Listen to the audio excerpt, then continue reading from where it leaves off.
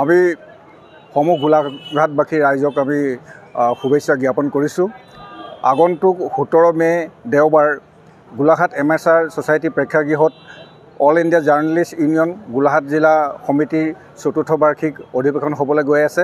আৰু এই অধিৱেশনত আমি গোলাঘাট সমাজ জীৱনৰ কবি, সাহিত্যিক আৰু সাংস্কৃতিক কৰ্মী, জিলাখনৰ সমগ্ৰ জিলাখনৰ আচলতে সংবাদ কৰ্মীসকলক আমন্ত্ৰণ জনোৱা হৈছে।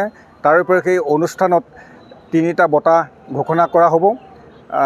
ঘোষণা কৰাৰ উপৰিও আৰু 3জন ব্যক্তিক বিশেষ সম্বৰ্ধনা জনোৱা হ'ব আৰু বিশিষ্ট অতিথি, আমন্ত্ৰিত অতিথিসকলক সম্বৰ্ধনা জনোৱা হ'ব। আৰু অনুষ্ঠানত কেইবাটাও সাংস্কৃতিক অনুষ্ঠান থাকিব আৰু লগতে ছাত্ৰ ছাত্ৰীসকলৰ মাজত চিত্ৰাংকন প্ৰতিযোগিতা আয়োজন কৰা হৈছে।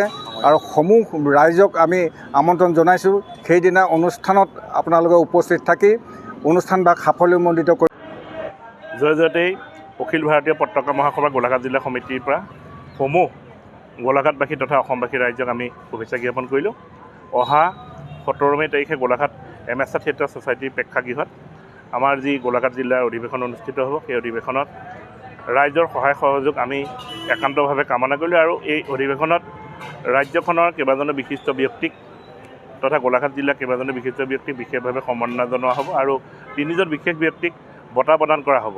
আৰু এই যি অধিৱেশন, সেই অধিৱেশনত অখিল ভাৰতীয় পতাকা মহাসভা, আমাৰ কেন্দ্ৰীয় সমিতি তথা ৰাজ্যিক সমিতিৰ কেইবাজনো বিষয়ববীয়া উপস্থিত থাকিব। আৰু গোলাঘাটৰ আমি সমূহ সংবাদ কৰ্মী তথা গোলাঘাট জিলাৰ সমূহ সাংস্কৃতিক কৰ্মী আৰু গোলাঘাটবাসী ৰাইজক আমি একান্তভাৱে এই অনুষ্ঠানলৈ আমি সাদৰে নিমন্ত্ৰণ জনালোঁ। আৰু এটা কথা উল্লেখ কৰিব লাগিব যে আমাৰ কেন্দ্ৰীয় সমিতিৰ বিষয়ববীয়াসকল আহিব, তেখেতসকলৰ লগত মত বিনিময় কৰিব পাৰিব। আৰু সাংবাদিকতাৰ ওপৰত যি এটি আলোচনা হ'ব, সেই আলোচনা খুব গুৰুত্বপূৰ্ণ হ'ব। বৰ্তমান সময়ৰ সাংবাদিকতাৰ